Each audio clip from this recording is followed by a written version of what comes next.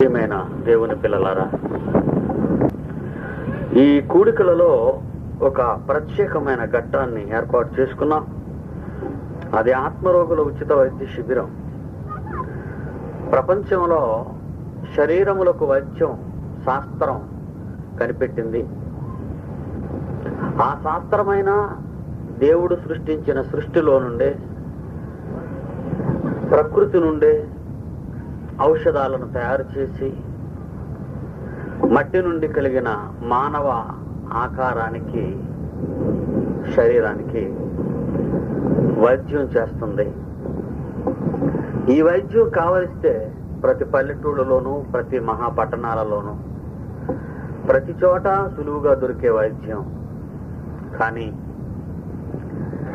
ఈ శరీరాన్ని ధరించుకొని ఈ లోకంలో ఉన్న నీవు నేను అనే ఒక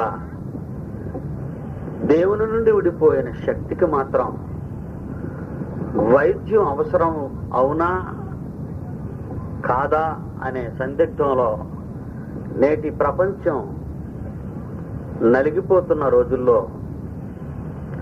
ఎంతవరకు ఈ ఆత్మకు ఔషధాలు అవసరం, వైద్యం అవసరం అని ఆలోచించి యేసు బోధించిన బోధలన్నీ కూడా ఆత్మలకు బోధ, ఆత్మలకు సంబంధించిన బోధ అని గ్రహించి మేము ఈ ఔషధాన్ని మరొకసారి మరో రకంగా మీ మనస్సుల్లోనికి చూపించాలనే ఆలోచనతో మేము మర్చికొచ్చాం. లేక ఈ సభలు ఏర్పాటు చేయడం జరిగింది. అందువలన మీ ఓపికకు, మీరు వచ్చే రాకకు మరి ఎంతో సమయం నుండి మీరు ఎదురు చూస్తున్నారని విని నేను బాధపడినప్పటికీ ప్రభు మీ ఓపికను జ్ఞాపకం చేసుకున్నారు. వాతావరణం వలన మనం ఆలస్యంగా ప్రారంభించినందుకు ముందు వచ్చిన వారు దయతో మమ్మలను క్షమించాలని మనం చేసుకుంటున్నాను. ఈ ఆత్మ వైద్యం అనేది ఎంత అవసరమైనదో మీరు ఆలోచిస్తున్నారు. నిన్నటి నుంచి కొద్ది కాలం ఉండే ఈ శరీరానికి కొన్ని సంవత్సరాలు మాత్రమే ఈ భూమి మీద మనుగడ సాగించే ఈ శరీరాన్ని రోగముల నుండి కాపాడుకోవటానికి, మరణము నుండి కాపాడటానికి మనుష్యుడు ఎన్నో వ్యయ ప్రయాసలు ఓర్చుకుంటున్నాడు. ముఖ్యంగా ఈరోజు మందులు లేని భయంకరమైనటువంటి కొన్ని రోగాలలో శారీరకముగా మనుషులందరినీ కూడా దారుణంగా మరణానికి తీసుకొని పోతున్న రోగం ఎయిడ్స్ అని ఏ పత్రిక, ఏ రేడియో, ఏ టెలివిజన్ ప్రసారాలు మీరు చూసినా ప్రభుత్వాలన్నీ కూడా ప్రపంచంలో ఈ రోగానికి మందు లేదు కానీ రోగం రాకుండా జాగ్రత్త పడమనే హెచ్చరికలు ఎన్నో ఈ రోజుల్లో మనకు చేస్తున్నారు. అలానే ఆ రోగానికి మందు కనిపెట్టకుండా ఉన్నారు అని మీరు అనుకోవడానికి వీల్లేదు. ఎందుకంటే ప్రపంచంలోని వైద్య శాస్త్ర నిపుణులు నేడు అన్ని దేశాలలో కూడా అన్ని రకాలైనటువంటి ప్రయోగాలు చేస్తూ అహోరాత్రులు కష్టపడుతున్నారు ఆ ఎయిడ్స్ అనే రోగానికి మందును కనిపెట్టడానికి. ఒకనాడు టీబీ అనే భయంకరమైన వ్యాధి ప్రపంచాన్ని కదిలించింది. ఆ తరువాత క్యాన్సర్ అనే భయంకరమైన వ్యాధి ప్రపంచాన్ని కదిలించింది. ఇలా ప్రపంచ చరిత్రలో ముందుకు పోతుంటే ఈరోజు 10 పైసలు మందుతో, 10 పైసలు మాత్రతో పోగొట్టుకున్న రోగాలు ఒకప్పుడు ప్రజలకు సంకటాలుగా, ప్రాణాపాయ స్థితిలోనికి తీసుకుని వెళ్లేవిగా ఉండేవి. శరీరాన్ని ఎలాగైనా కాపాడుకోవాలి అనే ఆలోచనతో, భూమి మీద కొంతకాలమైనా మేము బ్రతకాలి అనే ఆశతో ఆశాజీవులైన మనుష్యులు ఈ మందులను కనిపెడుతూనే ఉన్నారు, వాడుతూనే ఉన్నారు. అయినా శరీరానికి భూమి మీద శాశ్వతమైన జీవితం లేదనేది మాత్రం మనందరికీ తెలిసినటువంటి పచ్చి నిజం. ఈ వేళ అయినా రేపైనా ఈ ఏడాదైనా వచ్చే ఏడాదైనా లేక మరికొంత కాలానికైనా ఈ శరీరాన్ని విడిచిపోయే దశ ప్రతి మనిషికి ఉంది అనేది మరి మనం ఎరిగినటువంటి నిత్య సత్యం. శరీరాన్ని కాపాడుకోవటానికి చచ్చిపోతామని తెలుసుండి కూడా మనం అనేక ప్రయత్నాలు చేస్తూనే ఉన్నాం.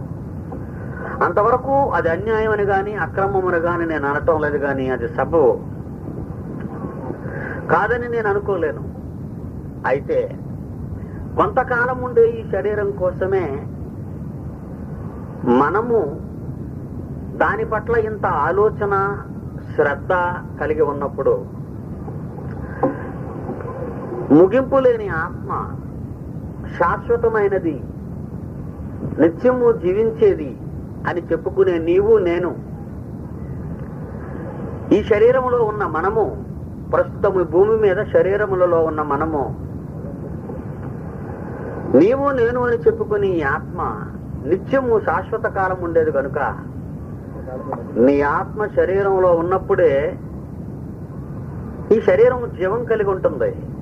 ఆ ఆత్మ శరీరాన్ని విడిచిపెట్టిన తరువాత అది నిర్జీవముగాను శవముగాను ఎవ్వరికి పనికిరానిదిగాను ఉండిపోతుంది.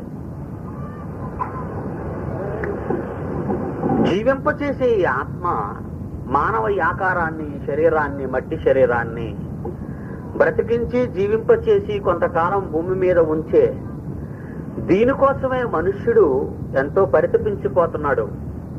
అయితే నేను అని చెప్పుకునే ఆత్మ, నిన్న చెప్పాను, నా శరీరము అని మనం అంటున్నాం.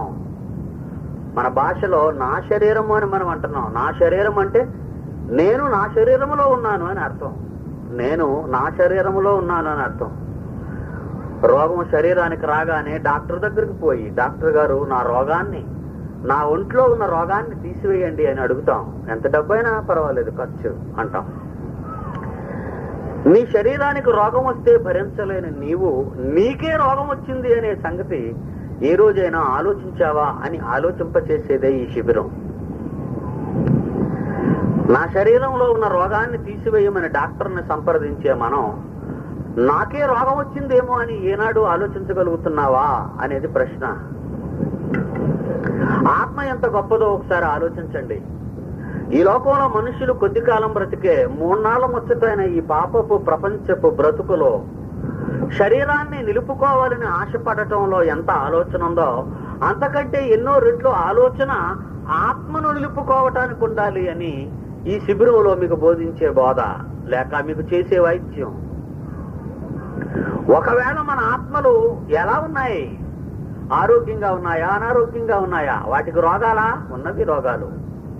రోగం ఉంది ఆత్మకు. సోదర సోదరీమణులారా, అసలు ఈ ఆత్మ అనేది ఏంటి, ఎలా మనం దీన్ని పొందగలిగాం అనే కొన్ని మాటలు చెప్పిన తరువాత ముందుకు సాగిపోదాం. ఆత్మ అనేది పైనుండి వచ్చింది. ఆత్మ అనేది పైనుండి వచ్చింది. శరీరము అనేది మట్టి నుండి తీయబడినది. దీనిని 2 విధాలుగా మనం మాట్లాడుకోవచ్చు, 2 భాగాలుగా విభజించవచ్చును. మట్టి నుండి తీయబడిన వాడు ఒకడైతే పరలోకము నుండి దిగి వచ్చిన వాడు మరి ఒకడు. మట్టి నుండి తీయబడినది శరీరము అని పిలువబడితే బాహ్య పురుషుడు, బయటకు కనిపించేవాడు. మట్టి నుండి తీయబడిన వాడు బయటకు కనిపించిన వాడు అంటే మత్స్యమైన వాడు, అంటే మరణించేవాడు, క్షయమైన వాడు, క్షీణించేవాడు.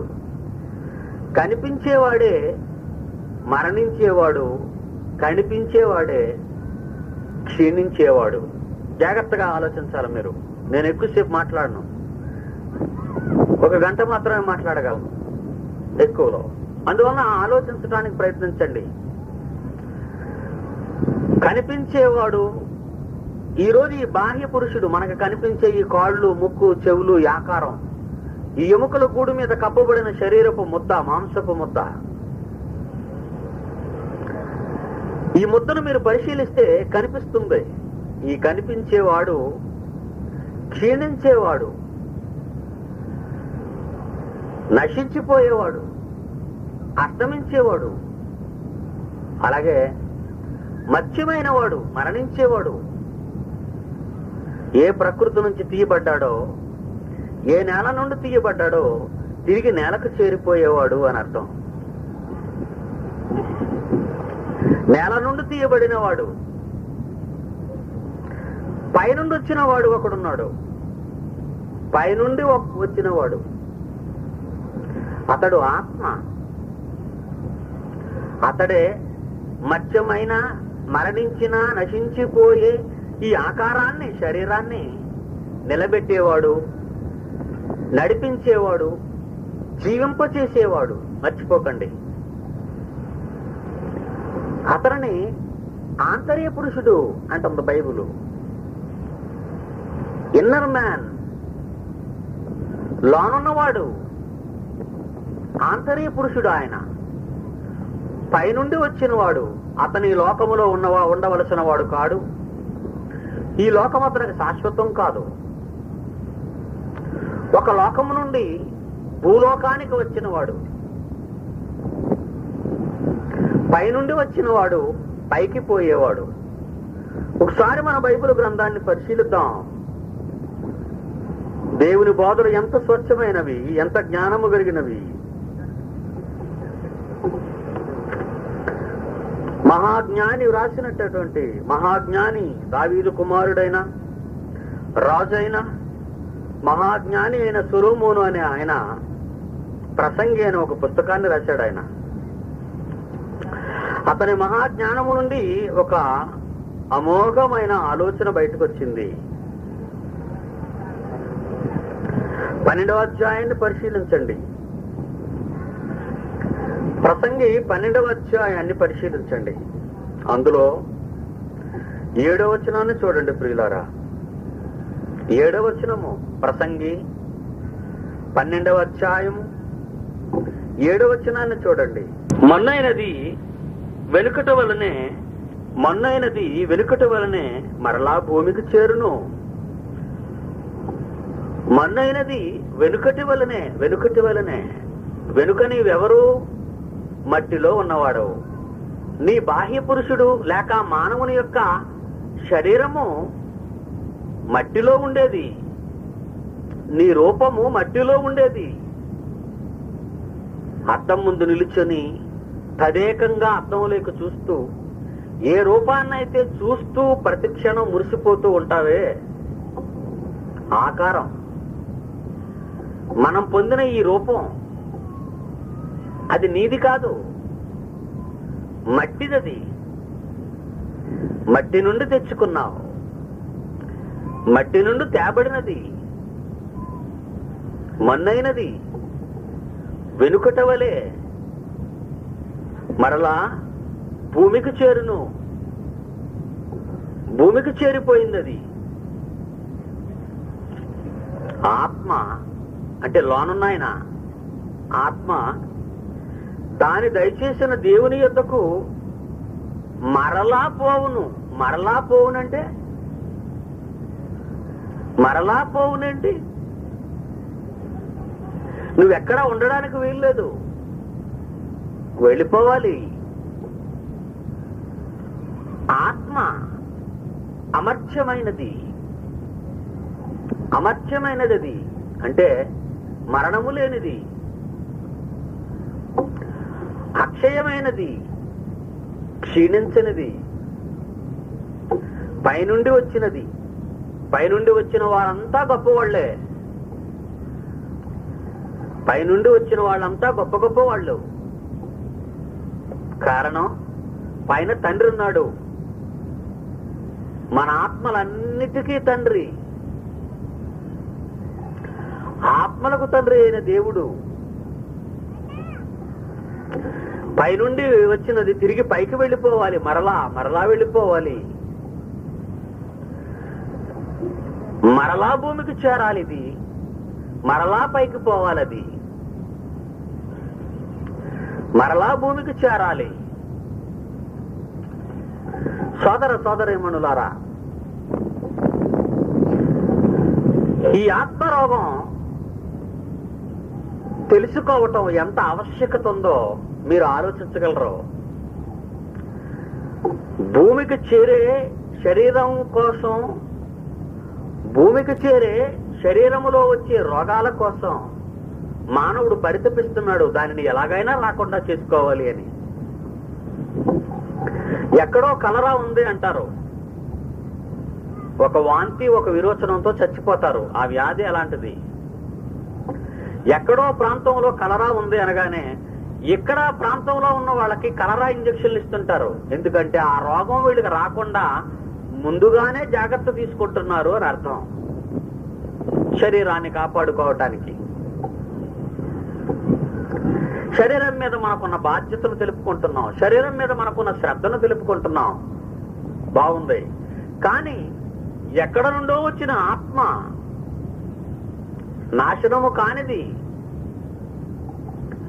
మరణము లేనిది, దానికి రోగం ఉంది. ఆ రోగం కోసం ఎన్నడైనా మనం ఆలోచిస్తున్నామా? బైబిల్లో ఒక మాట ఉంది, ఎఫెసీయులకు రాసిన పత్రిక, అపోస్తుడైన పౌలు ఎఫెసీయులకు రాసిన పత్రిక 2వ అధ్యాయము 1వ వచనాన్ని చూడండి ప్రియులారా. 1వ వచనం, మీ అపరాధముల చేతను పాపముల చేతను చచ్చిన వారై ఉండగా అంటున్నాడు. మీ అపరాధముల చేతను మీ పాపముల చేతను చచ్చిన వారై ఉండగా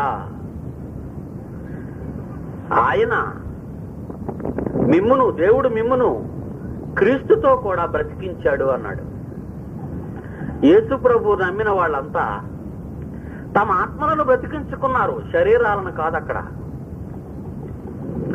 యేసును నమ్మిన వాళ్ళు తమ ఆత్మలను బ్రతికించుకున్నారు అని అర్థం.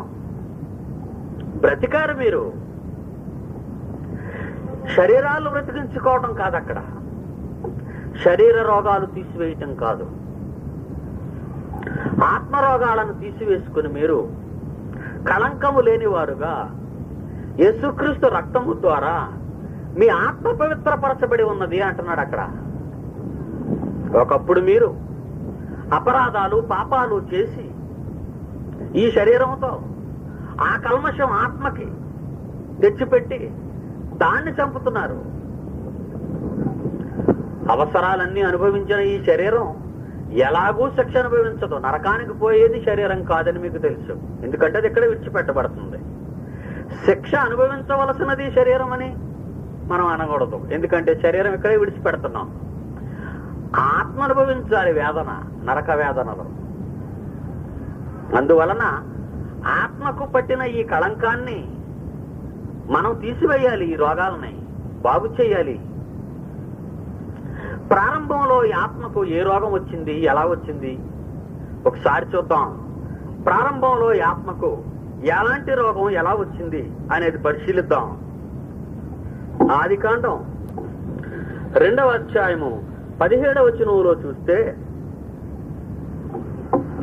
ఆదికాండము 2వ అధ్యాయము 17వ వచనం, అయితే మంచి చెడ్డలు తెలివినిచ్చు వృక్ష ఫలములను తినవద్దు, నీవు వాటిని తినుదినమున నిశ్చయముగా చచ్చెదవని నరునికి ఆజ్ఞాపించెను.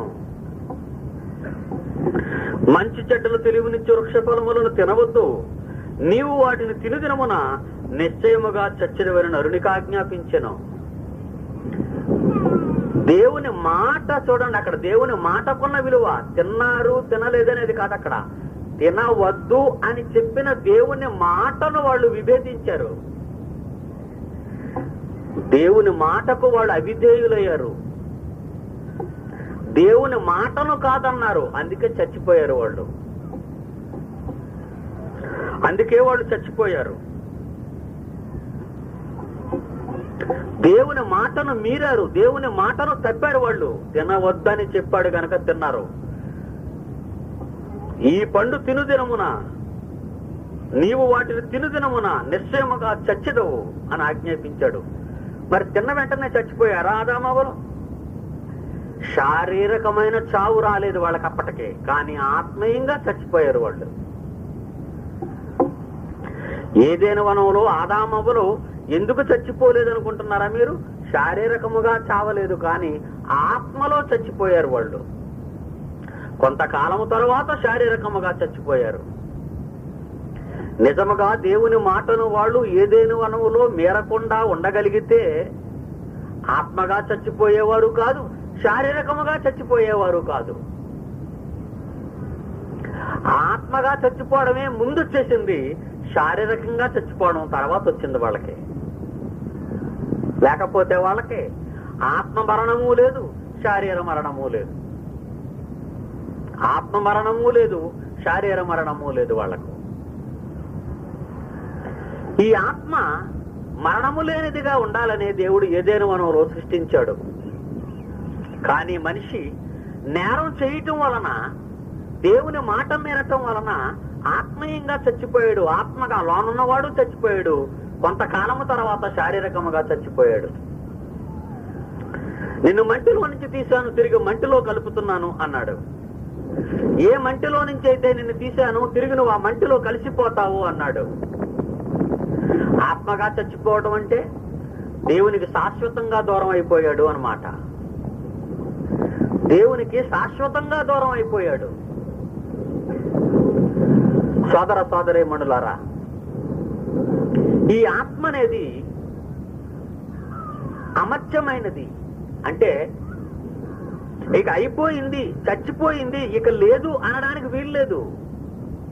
ఆత్మ అనుభవించేది నిత్య మరణం అంటుంది బైబిల్. చచ్చిపోయావు, చచ్చిపోతే ఏముంది, బాధలు పోయాయి అనుకుంటున్నారు చాలా మంది. శరీరంలో ఏదైనా మరి విపరీతమైన పరిస్థితులు లోకంలో ఉన్నప్పుడు చచ్చిపోయి కష్టాలన్నీ పోతాయి అనుకుంటారు, చచ్చిపోయిన తర్వాత పోతాయని. చాలా మందికి తెలుసా సంగతి. చాలా మంది నూతులో పడిపోతుంటారు, చాలా మంది ఏట్లో పడిపోతుంటారు, చాలా మంది కిరోసిన్ పోసేసుకుంటుంటారు, బావిలో గెంతేస్తుంటారు. ఎందుకు గెంతేశారు అని వాళ్ళని అడగండి. వాళ్ళ గురించి మీరు ఆలోచించండి, చుట్టుపక్కల వాళ్ళని. ఏదోనండి భర్తతో భరించలేక చచ్చిపోయిందను, లేక రోగాలు భరించలేక చచ్చిపోయాడను, లేక కష్టాలు తట్టుకోలేక మరణించారని. అంటే వాళ్ళకు వచ్చినటువంటి బాధలను మరణము ద్వారా శాశ్వతంగా దూరం చేసుకుందామని వాళ్ళ ఉద్దేశం. అఫ్ కోర్స్ శరీర ప్రకారంగా అది రైటు. ఎలా చచ్చిపోవడం వలన అప్పుడు వాళ్ళని ఏం అడగలేరు. వాళ్ళకి ఎన్ని బాధలున్నా ఇంకా బాధలు, ఒకవేళ శరీరంలో రోగం ఉందనుకోండి, చచ్చిపోగానే రోగం పోతే కూడా చచ్చిపోతాయి. శరీరంలో ఉన్న బాధలను మనిషి నిలుపు చేయటానికి, శాశ్వతంగా పోగొట్టుకోవటానికి చావే ప్రధాన కారణమని అనేక మంది ఆత్మహత్యలు చేసుకుంటున్నారు. ఈ ఆత్మహత్యలలో వాళ్ళు చేసుకున్న ఆత్మహత్యను బట్టి వాళ్ళు మరి విపరీతమైన అప్పులు బాధ వలన ఒకవేళ ఆత్మహత్య చేసుకుంటే అప్పులు వాళ్ళు ఏమి చేయలేరు ఆయన్ని. అలాగే భయంకరమైన వ్యాధి అతని శరీరాన్ని మరి పీడించినప్పుడు, అతను ఆత్మహత్య చేసుకున్నప్పుడు ఆ వ్యాధితో అతని శరీరం సంబంధాన్ని తెంచుకోవటమే కాకుండా ఆ శరీరంతోనే అది అంతరించిపోతుంది.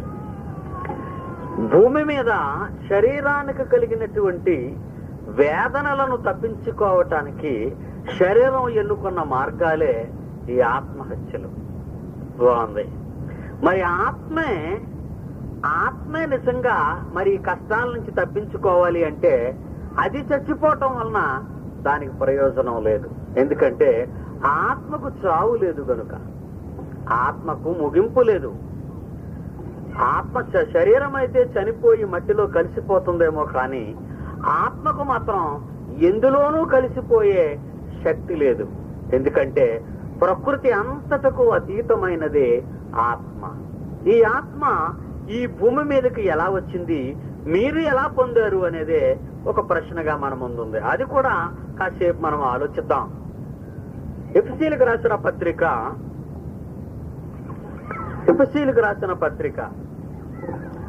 4వ అధ్యాయాన్ని పరిశీలిద్దాం. ఎఫెసీయులకు రాసిన పత్రిక 4వ అధ్యాయాన్ని చూస్తే 6వ వచనములో ఒక చక్కని మాట దానికోసం రాయబడింది. ఎఫెసీ పత్రిక 4వ అధ్యాయము 6వ వచనము. అందరికీ తండ్రి అయిన దేవుడు ఒక్కడే. ఆయన అందరికి పైగా ఉన్నవాడై అందరిలోనూ వ్యాపించి అందరిలోనూ ఉన్నాడు అన్నాడు. దేవుని ఆత్మ అందరిలో వ్యాపించి అందరిలో ఉన్నాడు అంటున్నాడు. అదే ఆత్మ. దేవుడు ఏమై ఉన్నాడు? దేవుడు ఏమై ఉన్నాడు అంటే దేవుడు ఆత్మ గనుక అని వ్రాయబడింది బైబిల్లో. దేవుడు ఏమై ఉన్నాడు? దేవుడు ఆత్మ. దేవుడు ఆత్మ గనుక ఆయనను ఆరాధించేవారు ఆత్మతోనూ సత్యముతోనూ ఆరాధించాలి అని బైబిల్ చెప్పింది. దేవుడు ఆత్మ. మరి మీరేమై ఉన్నారు? ఇక్కడ ఏమని రాయబడింది? 6వ వచనంలో అందరికీ తండ్రి అయిన దేవుడు ఒక్కడే. ఆయన అందరికి పైగా ఉన్నవాడే అందరిలోనూ వ్యాపించి అందరిలో ఉన్నాడు. మీలో ఎలా ఉన్నాడు? నాలో ఎలా ఉన్నాడు? ఆత్మయ్య ఉన్నాడు అని అర్థం. నేను అని మనం చెప్పుకుంటున్నాం చూశారు. నేను అనేది అంటే ఆంతర్య పురుషుడు అని ఇందాక అనుకున్నాం. ఆంతర్య పురుషుడు ఆత్మ. మీలోను ఆడవాళ్ళలోను మగవాళ్ళలోను ఆత్మ ఆంతర్య పురుషుడు అంటుంది బైబిల్. ఇది దేవుని నుండి వచ్చింది, ఇది పైనుండి వచ్చింది. ఆంతర్య పురుషుడు ఆత్మ. దేవుడు కనగా వచ్చింది. దేవుడు కనగా వచ్చింది. ఉదయం ఒక ఆయన వచ్చాడు. ఆయనతో ఈ మాట చెప్పాను నేను. మనం ఎవరు అనుకున్నారు మీరు? మంటి నుండి తీయబడినది బాహ్య పురుషుడు, బయట కనిపించేవాడు. అతడు రేపు శవంగా మారిపోతాడు. రాత్రి చెప్పాను మరలా మీకు. అది చచ్చిపోయిన తర్వాత దాన్ని శవమే అంటాము కానీ అతని పేరుతో పిలవం. చనిపోయిన తరువాత ఆ శవంగా పలానాయన శవం అంటాం. పలానాయన శవం అండి ఇది అంటాం. కానీ ఆయన పేరున దాన్ని పిలవం. అలాగే ఆయన పేరు కలిగినది అందులో లేడు, ఆయన వెళ్ళిపోయాడు. అదే ఆత్మ పైనుండి వచ్చినది, దేవుడు కనగా వచ్చినది. నా తల్లి నన్ను కన్నది. నా తల్లి నన్ను కన్నది. ఎలాగూ? ఆమె గర్భములో నుండి నేను వచ్చాను, ఆమెలో నుండి నేను వచ్చాను, ఆమెలో నుండి వచ్చాను నేను.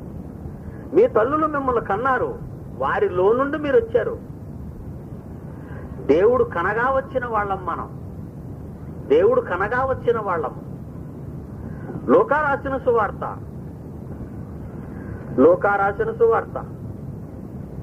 3వ అధ్యాయము ఆఖరి మాటను చూద్దాం. ఆదాము ఎవరు? ఆదాము ఎవరు అక్కడ వ్రాయబడింది. లూకా రాసిన సువార్తలో 3వ అధ్యాయములో ఆఖరి మాట 38వ వచనం ఆఖరి మాట.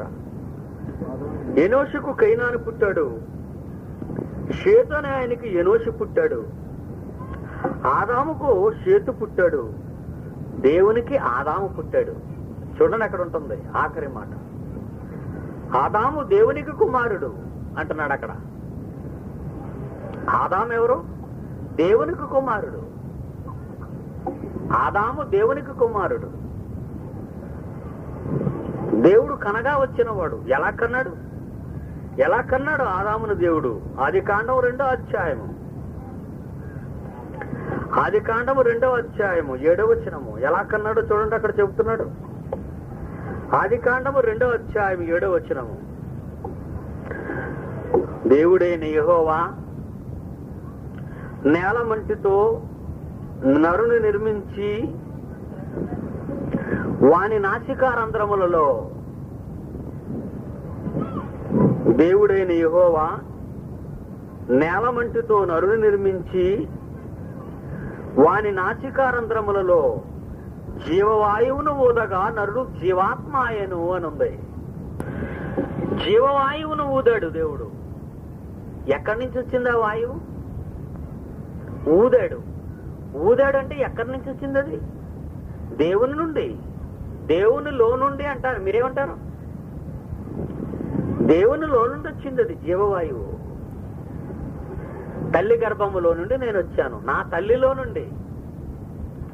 ఆదాము ఎక్కడి నుంచి వచ్చాడు? కదిలే ఆదాము, జీవించే ఆదాము, శరీరాన్ని జీవింపజేసే ఆదాము ఎక్కడి నుంచి వచ్చాడో తెలుసా మీకు? దేవునిలో నుండి. ఆదామును దేవుడు కన్నాడు, తనలోన జీవవాయువుని. మట్టికున్న ముక్కుకున్న రంధ్రాల గుండా, మట్టి బొమ్మకుంది ఒక ముక్కు, ఆ ముక్కుకున్న రంధ్రాల గుండా దేవుడు తనలో ఉన్న జీవాన్ని, కొంత భాగాన్ని విడిచిపెట్టాడు. ఆత్మ మరలా పైకి పోతుందంటాడేంటి? దేవుడు ఎక్కడ నుండి భూమి మీద ఉన్న ఏదైనా వనానికి వచ్చాడు? పైనుండి. దేవుడు ఎక్కడున్నాడని మనం అనుకుంటున్నాం? పరలోకమందున్న మా తండ్రి అంటాం. దేవుడు ఎక్కడున్నాడన్నమాట? పరలోకంలో ఉన్నాడు. ఏదైనా మనం ఎక్కడ వేశాడు ఆయన? భూమి మీద. పరలోకమందున్న దేవుడు భూమి మీదకి వచ్చి తనలో ఉన్న జీవాన్ని కొంత మట్టి బొమ్మలోనికి పంపించాడు. అలా ఆదాము పుట్టాడు. అందుకే ఆదాము దేవుని కుమారుడు అని రాయబడింది అక్కడ. షేతుకు తండ్రి ఆదాము కావచ్చు, ఇందాక రాయబడినట్టుగా. ఎనోషుకు తండ్రి కేయినాను కావచ్చు. ఎనోషుకు కేయినాను పుట్టాడు, షేతుకు ఎనోషు పుట్టాడు, షేతు ఆదాముకు పుట్టాడు. ఆదాము దగ్గర నుండి వీళ్ళు ఎలా కలిగారో చెప్పాడు. మరి ఆదాము ఎవరికి పుట్టాడు అంటే ఆదాము దేవుని కుమారుడు అని రాయబడింది అక్కడ. అంటే చాలా మందికి దేవుని రూపం ఏంటి? కళ్ళు, ముక్కు, చెవి, గొంతు అనుకుంటున్నారా? చాలా మంది పొరపాటు పడుతున్నారు. దేవుని రూపం మట్టిలోండి వచ్చిన రూపం కాదు అయింది. దేవునికి ఉన్న రూపం మట్టిలో నుంచి వచ్చిన రూపం కాదు. అది చెరిగిపోయే రూపం. దేవునిది పైనుండి వచ్చిన రూపం. అది పైనుండవలసిన రూపం ఆత్మ రూపం. ఆయన దేవుడు ఆత్మ కనుక అన్నాడు. మహాశక్తి సంపూర్ణుడు ఆయన. ఆయనలో ఉన్న ఆ శక్తిలోని కొంత భాగాన్ని ఈ మట్టి బొమ్మలో పెట్టాడు. అదే ఆదాము. అందుకే చచ్చిపోతే మనం ఏమంటాం? పలానా ఆయన శవం అంటాం. ఆయన ఎవరు? ఆదాము. ఆయన వెళ్ళిపోయాడు. ఒక ఆదాము నుంచే మనమంతా పుట్టాం. ఒకే ఆదాము నుంచి, ఆ ఆదాము నుంచే ఆ ఆత్మనే పంచుకుంటూ పుట్టాం మనమంతా కూడా. ఏదేని వనంలో మన తండ్రి అయితే ఆదాముకు శక్తినిచ్చాడు, ఆత్మను. ఆదాముకిచ్చిన ఆ చిన్న ఆత్మే మిగిలిన మనం అంతా పంచుకున్నాం. అపోస్తుల కార్యములు 17వ అధ్యాయం 26-27 వచనాలు పరిశీలించండి. మనమంతా ఎక్కడ నుండి వచ్చాం? అపోస్తుల కార్యములు 17:26-27. మరియు యావత్ భూమి మీద కాపురం ఉండుటకు ఆయన దేవుడు ఒకరి నుండి, అంటే ఎవరైనా ఆదాము నుండి, ఒకరి నుండి ప్రతి జాతి మనుష్యులను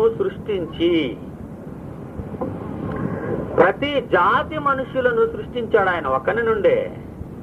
అంటే ఈ రోజు భూమి మీద కనిపిస్తున్న ఈ కోటాను కోట్ల మంది రూపాలన్నీ కూడా ఆదాము నుండి వచ్చిన వాళ్లే వీళ్ళంతా. ఆదాముకు పుట్టిన వాళ్లే వీళ్ళంతా. ఆదాము ఎవరికి పుట్టాడు? దేవునికి పుట్టాడు. ఏదేని వనంలో ఏ మట్టి బొమ్మలోనైతే దేవుడు తన శక్తిని పంపించాడో అదే శక్తిని పంచుకొని మనమంతా పుట్టుకొస్తున్నాం. అది మనలో ఉన్న ఆత్మలో. మనలో ఉన్న ఆత్మ దేవుని నుండి వచ్చినది.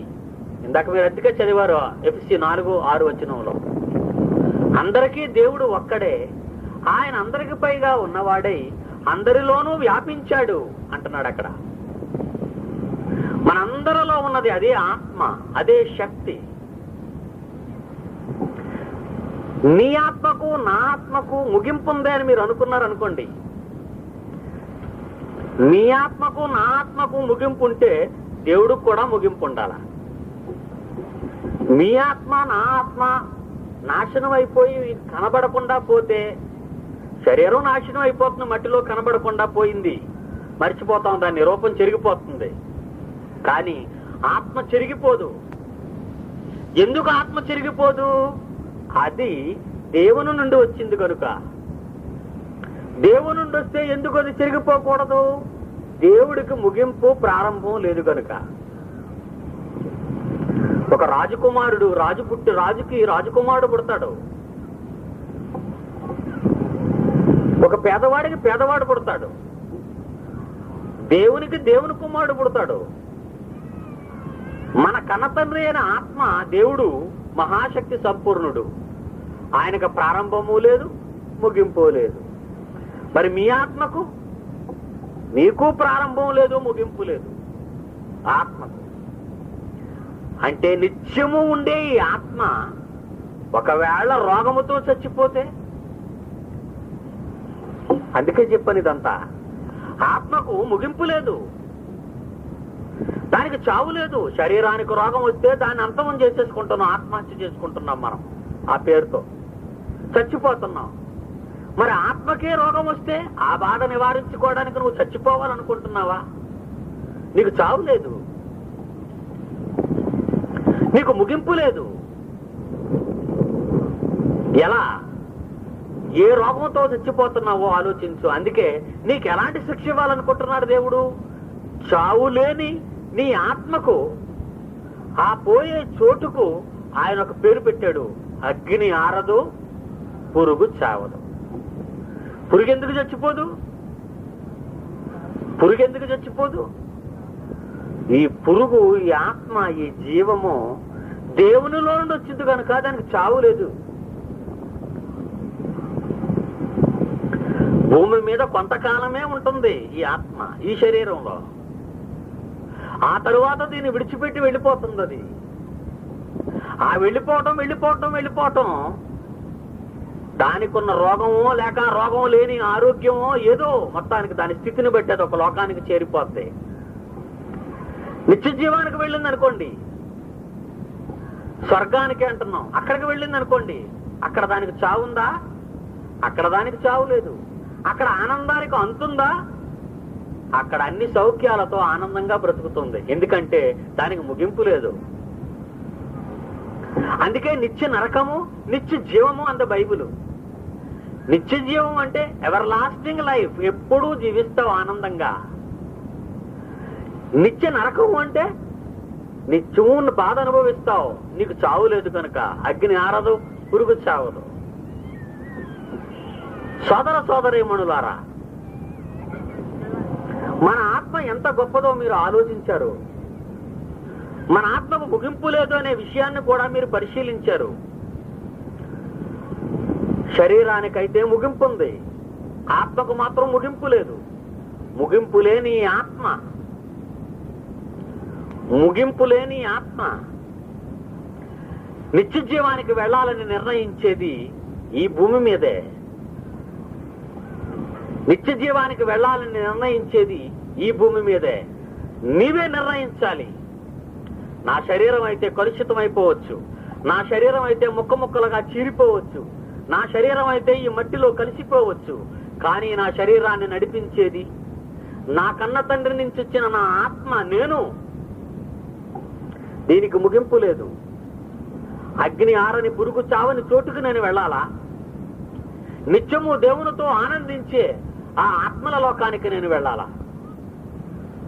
అందువలన నా ఆత్మ రోగములతో ఉన్నదా, చచ్చి ఉన్నదా, బలహీనముగా ఉన్నదా అని ఈ రోగానికి సరైన మందు వెయ్యాలి. ఏంటి దీని మందు అని మనం గ్రంథాన్ని పరిశీలిస్తే ఒక మాట ఉంది. సాతాను చాలా తెలివిగలవాడు. మొన్న చెప్పాను, వాడు మీకు ఏది అవసరమో దానిని ఆలోచించటం లేదు. మీకు ఏది అతి ప్రాముఖ్యమైనదో అది మీకు చెప్పటం లేదు. మీకు ఏది పనికిరాదో అది మీకు చెప్తున్నాడు. యేసుక్రీస్తు భూమి మీదకి వచ్చాడు. ఈ మానవులందరికీ ఆత్మజ్ఞానాన్ని కలిగించాలని ఆయన కృత నిశ్చయంతో 40 దినాలు ఉపవాసం చేశాడు. ఈ మానవులైన వాళ్ళందరికీ ఆత్మజ్ఞానాన్ని బోధించాలి. ఆ సమయంలో సాతానుడు ఆయన దగ్గరికి వచ్చాడు. వచ్చి ఏమంటున్నాడో, ఎలా దారి మళ్లించబోతున్నాడో ఒకసారి మీరు చూడండి. మత్తయి సువార్త 4వ అధ్యాయము 3వ వచనం నుండి పరిశీలిద్దాం. మత్తయి సువార్త 4వ అధ్యాయము 3వ వచనము నుండి, ఆ శోధకుడు ఆయన యుద్ధకు వచ్చి నీవు దేవుని కుమారుడు అయితే ఈ రాళ్ళు రొట్టెలగునట్లు ఆజ్ఞాపించుమనెను. 40 దినాలు ఉపవాసం ఉన్నావు కదా, నీకు ఆకలి ఎక్కువగా ఉంది, ఈ రాళ్ళు రొట్టెలుగా చేసేమంటుంది. అందుకైన మనుష్యుడు రొట్టె వలన మాత్రము కాదు గాని దేవుని నోట నుండి వచ్చు ప్రతి మాట వలన జీవించును అన్నాడు. మనుష్యుడు ఎలా జీవిస్తాడు అని చెప్పాడు ఆయన. రొట్టె వలన మాత్రమే కాదు, అన్నం వండుకొని తినటం వలన మాత్రమే బ్రతకడా మనిషి. అన్నం వండుకొని తినటం వల్లనే బ్రతకడు సైతానా మనిషి. దేవుని నోట నుండి వచ్చే మాట వల్ల బ్రతుకుతాడు అన్నాడు దేవుడు. మనిషి బ్రతకటానికి ఇద్దరున్నారు. మనిషిలో ఇద్దరున్నారు. ఒకడు బాహ్య పురుషుడు, ఒకడు ఆంతర్య పురుషుడు.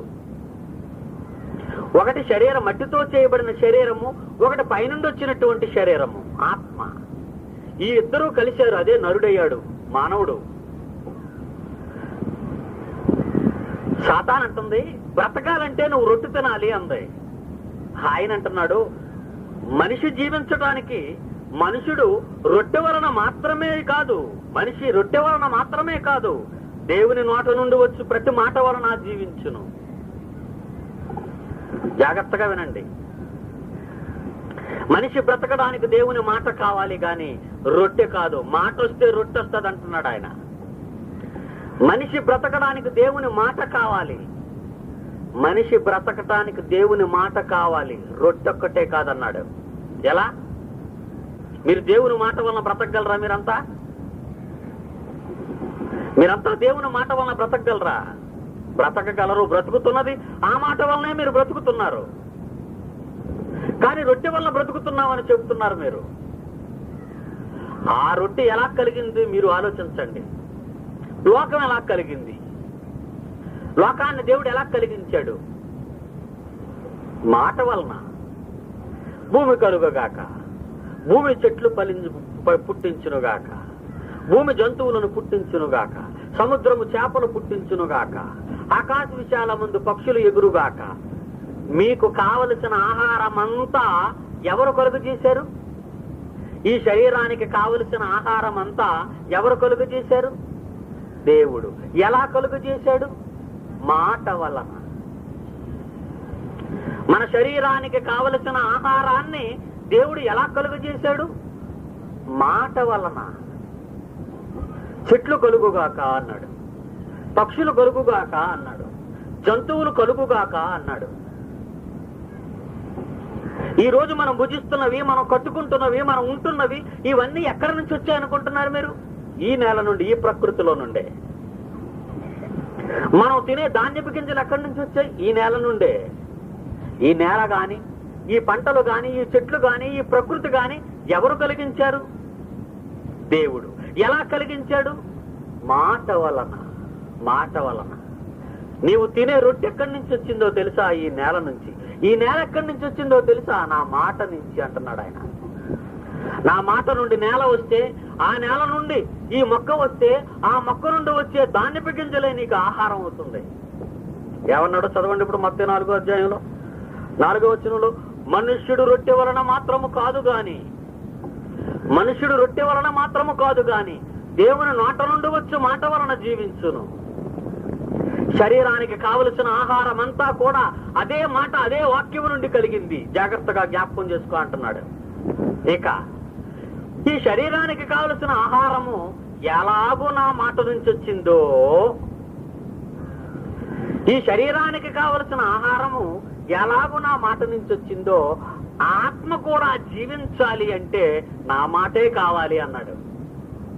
నీ ఆత్మ జీవించాలి అంటే శరీరాన్ని వదిలేండి, ఇక దాని సంగతి అయిపోయింది.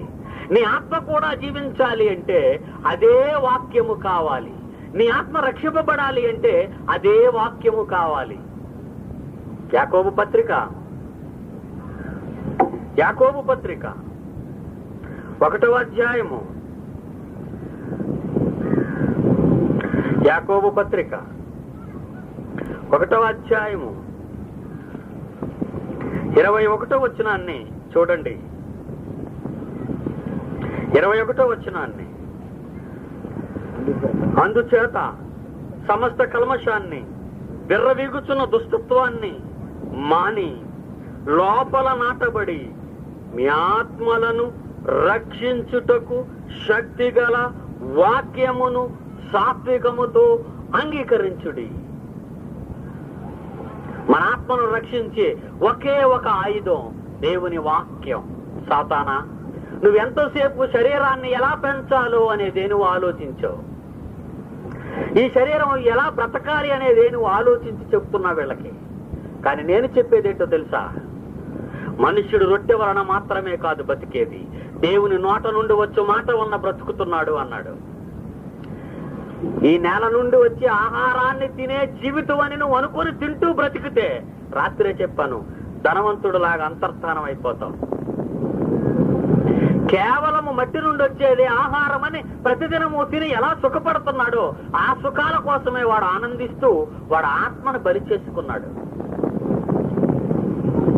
క్రైస్తవులారా, దేవుని పిల్లలారా, కేవలము శరీరాన్ని ఆస్పదం చేసుకొని శరీర ఆశలే దేవునికి ఇష్టమైనవని లేకపోతే నీకు ఇష్టమైనవి అనుకుని నువ్వు జీవిస్తే, నేను తినటం, ఉండటం, బ్రతకడం, సంపాదించుకోవటం ఇదే జీవితం అని నువ్వు అనుకుంటే అదొక్కటే నిన్ను బ్రతికించలేదు.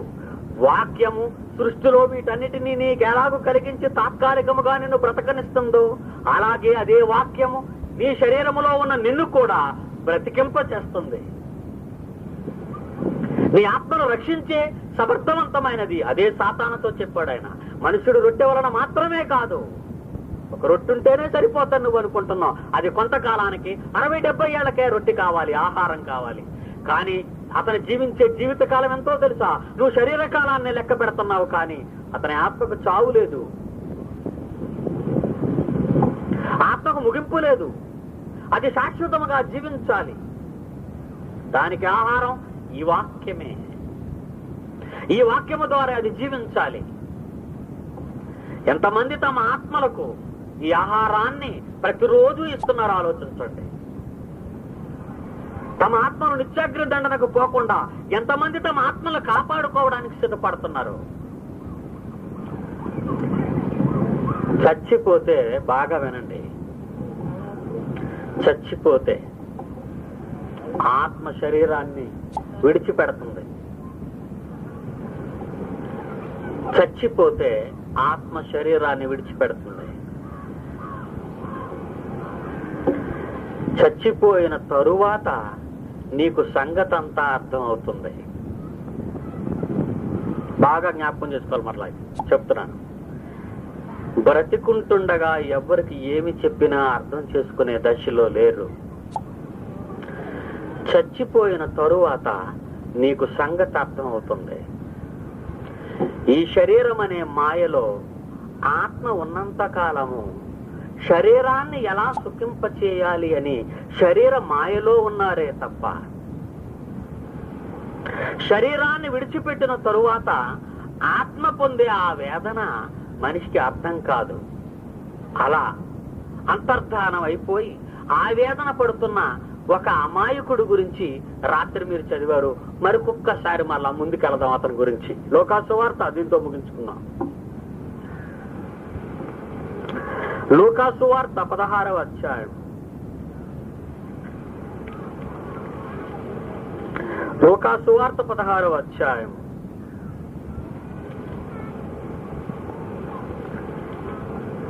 19వ వచనం నుండి 31వ వచనం వరకు చూస్తే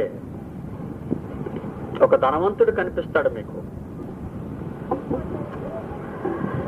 అతని శరీరాన్ని ఇక్కడ సమాధి చేసేశారు. ఆ వచనాల్లో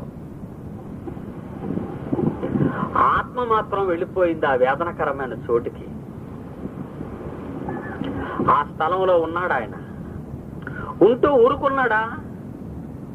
ఊరుకోరు అని తెలిసిపోయింది. అక్కడికి వెళ్ళిన తర్వాత ఊరుకోలేరు. ఎవరి బాధ వాళ్ళది, ఎవరి గొడవ వాళ్ళది. అక్కడ ఏడ్పును, పండ్లు కొరుకుట ఉన్నట్టే వేదన. ఆ వేదన ఎంత ఎత్తుగా ఉంటుందో చెప్తున్నాడా మన మానవ భాషలో అర్థం అవడానికి. ఏడవడం, పండ్ల కొరకటం అంటే చిన్న మాట అండి. ఎంత కష్టమైంది అది. ఆయన అంటున్నాడు, నీళ్లు అడిగాడు, ఇచ్చారా? ఇవ్వలేదు. నీళ్లు అడిగాడు, ఇవ్వలేదు. తర్వాత ఏమడిగాడో మీకు తెలుసు. తర్వాత ఏమడిగాడు? 26, 27, 27 వచనం. తండ్రి, అలాగైతే అంటే దేనికి ఒప్పుకున్నాడు? మీరు నీళ్ళు ఇవ్వకపోయినా పర్వాలేదు, నాకు నీళ్లు లేకపోయినా పర్వాలేదు, కానీ నాదొక మనవి. అలాగైతే నాకు 5 సహోదరులు ఉన్నారు.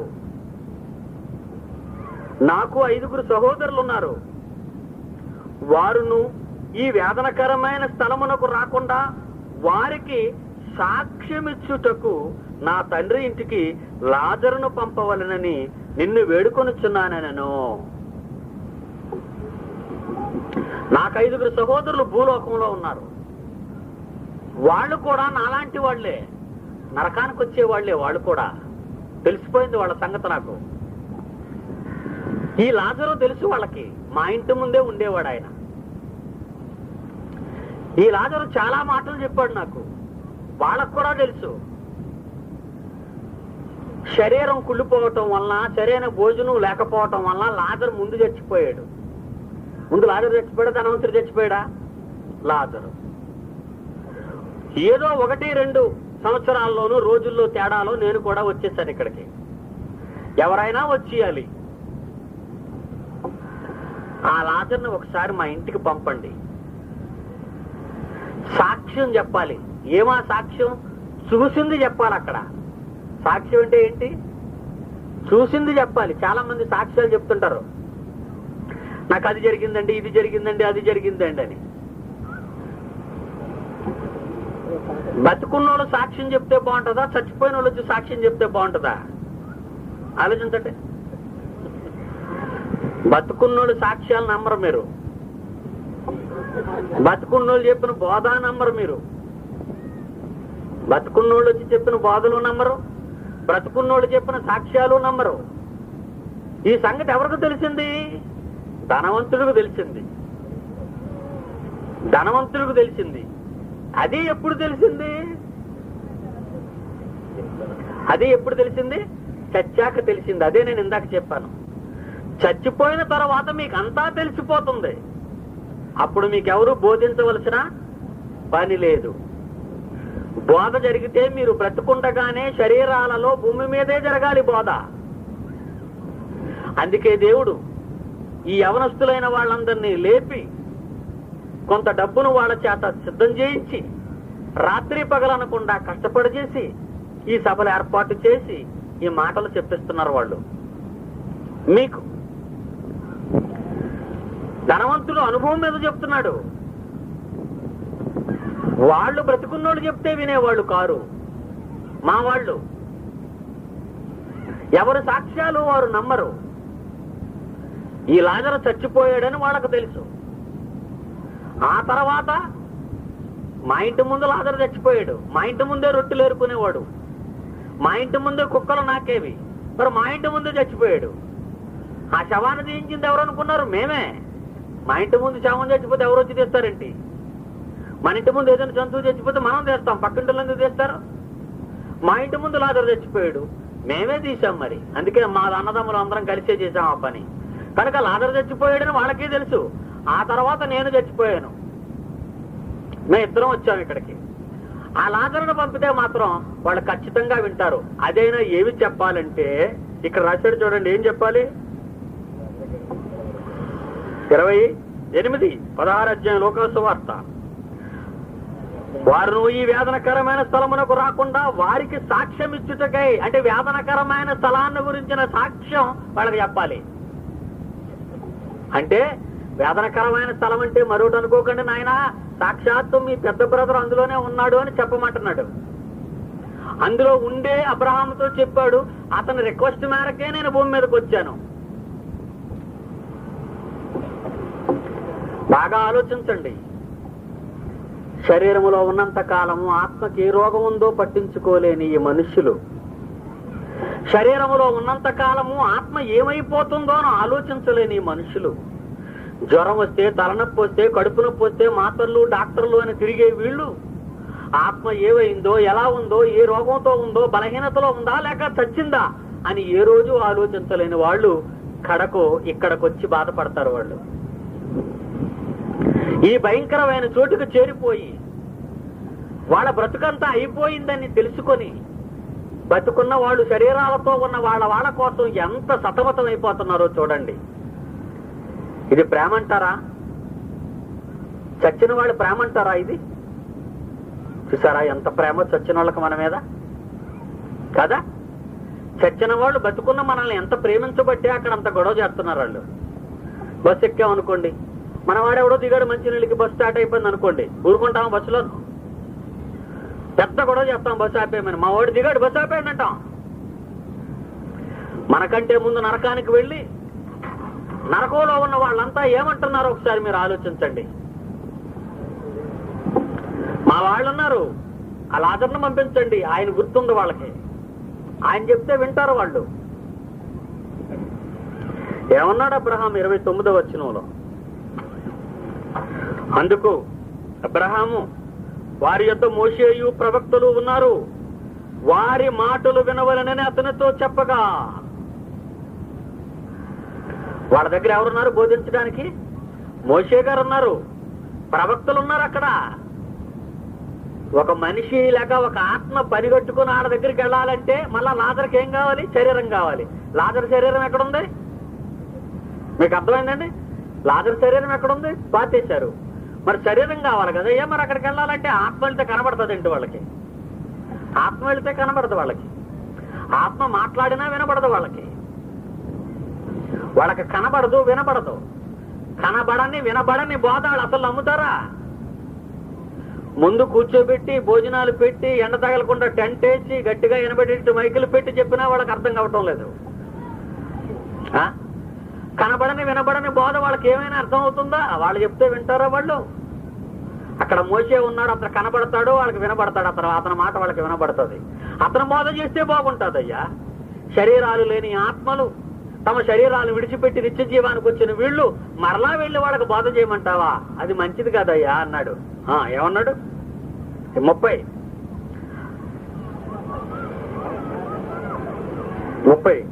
అతడు తండ్రివైన అబ్రహామా అలాగనొద్దు. ఎవరిని మాట్లాడొద్దు అంటున్నాడు? ఎవరిని మాట్లాడొద్దు అంటున్నాడు? అబ్రహామును మాట్లాడొద్దు అంటున్నాడు. చూడండి అక్కడికి వెళ్ళి అబ్రహామును మాట్లాడొద్దు అంటున్నాడు. అలాగనొద్దు, మీరు అలాగనొద్దు, మీరు అలా మాట్లాడకూడదు. మీరు అలా అంటే మీకు అర్థమవుతుందేమో. మీరు ఎలా మాట్లాడకూడదు. నా పాయింట్ వినండి. మీరు అలాగనవద్దు. అతడు తండ్రివైన అబ్రహాము 30 వచనం అలాగనవద్దు.